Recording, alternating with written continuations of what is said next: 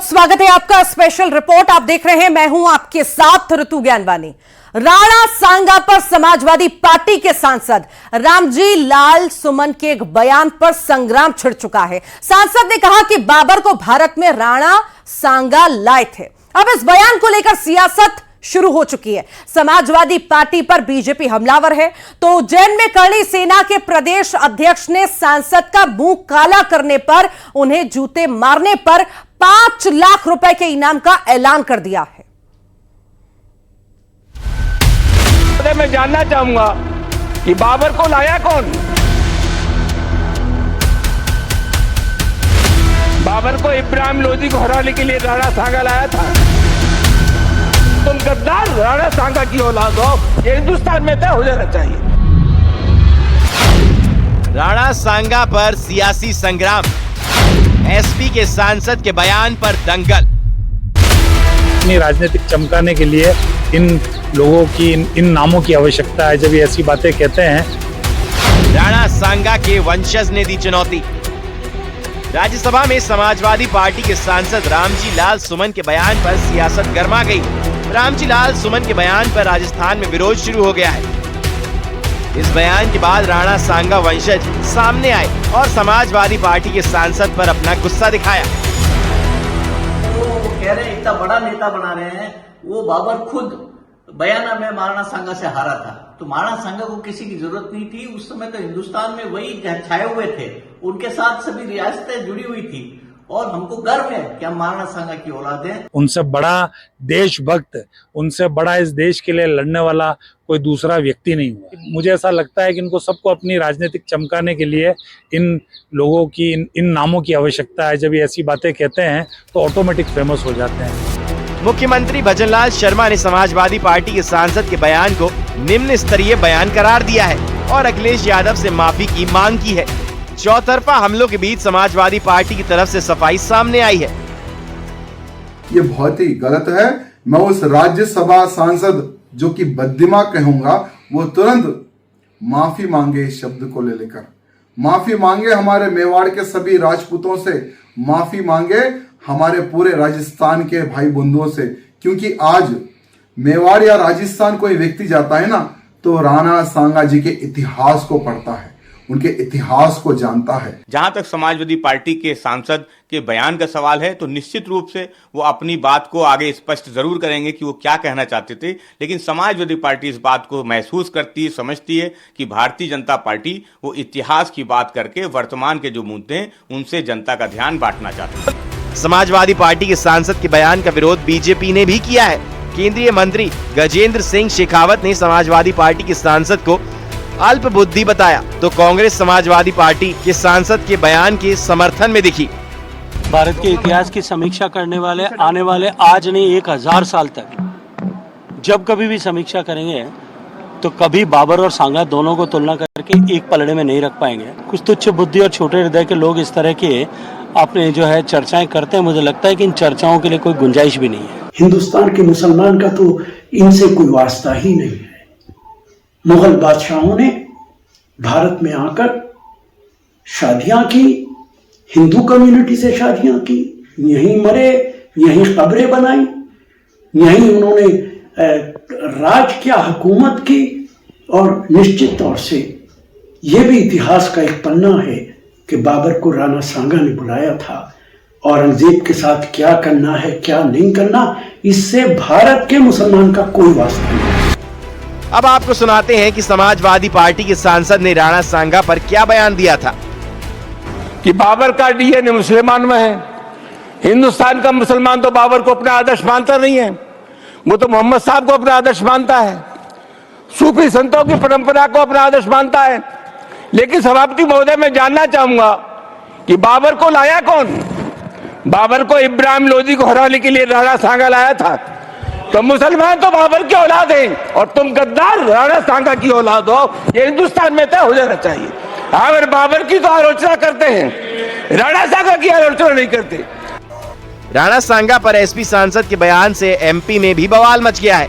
करणी सेना ने सपा सांसद का विरोध करते हुए कहा है कि महाराणा सांगा जैसे महापुरुष का अपमान करना बिल्कुल बर्दाश्त नहीं किया जाएगा। ऐसे लोगों को देश में रहने का हक नहीं है। करणी सेना ने तो सांसद का मुंह काला कर उन्हें जूते मारने पर 5 लाख रुपए के इनाम का ऐलान कर दिया है, तो वहीं बीजेपी ने भी निशाना साधा है। ये लोकसभा सदस्य रामलाल जी सुमन जहां पर भी मिले इसमें इसका मुंह काला करके और इसमें जूते मारे, और जो भी महानुभाव इसमें इसका मुंह काला करके और जूते मारेंगे उसे श्री राष्ट्रीय राजपूत करणी सेना के द्वारा 5 लाख रुपए के इनाम से पुरस्कृत किया जाएगा और उनका सम्मान करा जाएगा। देखिए, जिस पार्टी के राष्ट्रीय अध्यक्ष के घर के नाम की प्रेरणा टीपू सुल्तान के नाम से ली गई हो, उसके सांसद की ऐसी बयानबाजी कोई अनोखी बात नहीं है। कांग्रेस पार्टी, इंडी गठबंधन के तमाम समाजवादी पार्टी समेत घटकों ने लगातार इस देश के लिए संघर्ष करने वाले आताताई शक्तियों से विद्रोह लेने वाले शासकों के प्रति इसी प्रकार की अशिष्टता और इसी प्रकार की अमर्यादित एक सोच का परिचय दिया है, जिसको लेकर के देश की जनता में एक रोष है। राणा सांगा पर समाजवादी पार्टी के सांसद के बयान ने राजनीतिक हलकों में हलचल मचा दी है। बीजेपी, कांग्रेस और विश्व हिंदू परिषद समेत कई संगठनों ने अपनी प्रतिक्रियाएं दी हैं। अब निगाहें समाजवादी पार्टी पर हैं कि वो अपने सांसद के बयान पर क्या रुख अपनाती है। Bureau report, news 18। ज्यादा जानकारी लेंगे सहयोगी शिवकांत आचार्य भोपाल से जुड़ रहे हैं, तो वहीं सुधीर जैन रतलाम से जुड़े हुए हैं। शिवकांत का रुख सबसे पहले कर लेते हैं। शिवकांत, ऐसा लगता है अब एक ट्रेंड सा बन चुका है, एक फैशन सा बन चुका है कि महापुरुषों का नाम लेना, उन पर गलत टिप्पणियां करना, ये लगातार चलता आ रहा है। और अब जिस तरह का बयान दिया गया है सपा सांसद के द्वारा, निंदनीय है और हर कहीं इसकी निंदा भी हो रही है। साथ ही साथ हमने ये भी देखा कि अब किस तरह की बयानबाजी और इनाम तक घोषित कर दिया है।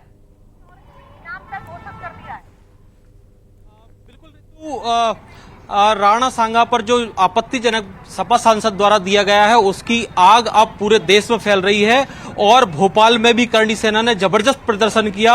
अखिलेश यादव और समाजवादी पार्टी के सांसद का पुतला दहन करके अपना विरोध जताया। करणी सेना के कई कार्यकर्ता हमारे साथ मौजूद हैं, उनसे जान लेते हैं कि समाजवादी पार्टी के जो सांसद महोदय ने बयान दिया है उसको लेकर क्या कहना चाहेंगे आप?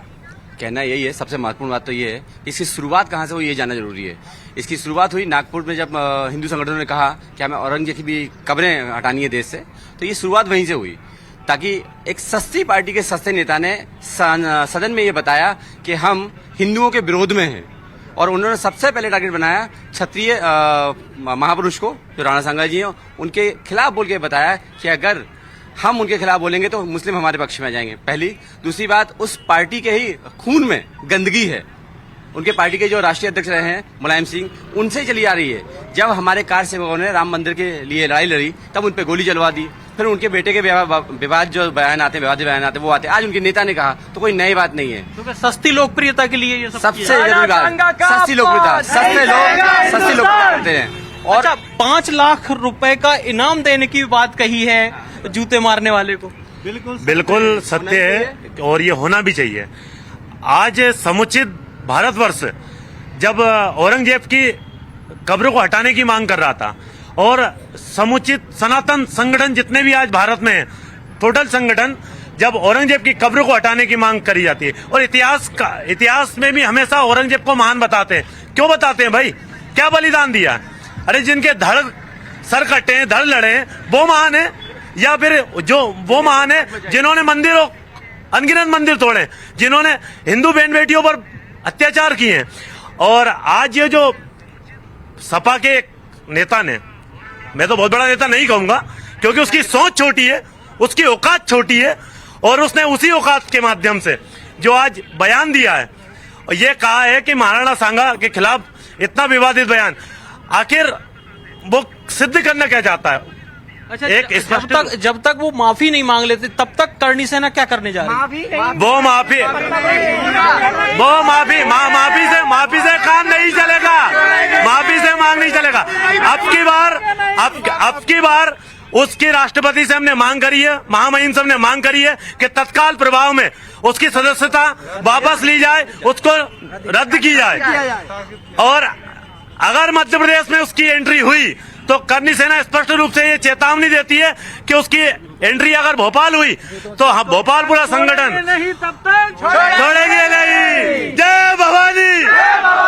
अखिलेश यादव अपने सांसदों को अभी तक कंट्रोल नहीं कर पाए, लगातार ऐसे बयान सामने आते हैं या विपक्षी दल द्वारा लगातार आपत्तिजनक बयान आते हैं, उसको लेकर क्या कहेंगे? उनकी क्या स्ट्रेटेजी रहती है? देखिए, मैं तो मुलायम यादव की जो पार्टी है वास्तव में पैसे ही गद्दार बनी है, और जो अभी सांसद ने टिप्पणी की है, करनी सेना चुपचाप नहीं बैठेगी, उसको मुंह ठीक। शिवकांत लगातार आप बने रहिए। सुधीर भी हमारे साथ जुड़े हुए हैं। सुधीर, इस तरह की बयानबाजी करना जिसकी हर तरफ निंदा हो रही है, सिर्फ कुछ शायद हम कहें कि लोकप्रियता में बनने के लिए, सस्ती लोकप्रियता के लिए उस महापुरुष का नाम लेना जो 20 साल तक निरंतर लड़ता रहा, अपनी एक आंख खो दी, पैर खो दिया, हाथ खो दिया, पर फिर भी हिम्मत नहीं हारी, इस तरह की बयानबाजी करना कहां तक ठीक है? देखिए, देश के वीर योद्धा इस तरह का अपमानित करना, और इसी बात को लेकर रतलाम के जो प्रबुद्ध लोग हैं वो भी ज्वलित है, नाराज है कि राजनीति चमकाने के लिए अगर कोई नेता इस तरह के बयान देता है तो उसे कहीं भी सही और जायज नहीं ठहराया जा सकता। कुछ लोग मेरे साथ है सर, राणा सांगा को गद्दार बताया है समाजवादी पार्टी के। समाजवादी पार्टी क्या जाने राणा सांगा जी के बारे में, जिन्होंने राम भक्तों पे गोलियां चलाई है, ये क्या जानेंगे राणा सांगा जी की महानता को? इन्होंने हमेशा वर्ग विशेष को खुश करने के लिए बयान देते हैं, उसके बाद में पहले तो ये योगी जी से ही अड़ ले, उसके बाद राणा सांगा जी तक पहुंचे हैं। ये क्या जानेंगे ये राणा सांगा जी को? राम भक्तों पे इन्होंने गोलियां चलाई सरेआम, आज वो राणा सांगा जी के लिए बोल रहे हैं भरी संसद में। सर, गोलियां चलाई थी समाजवादी पार्टी के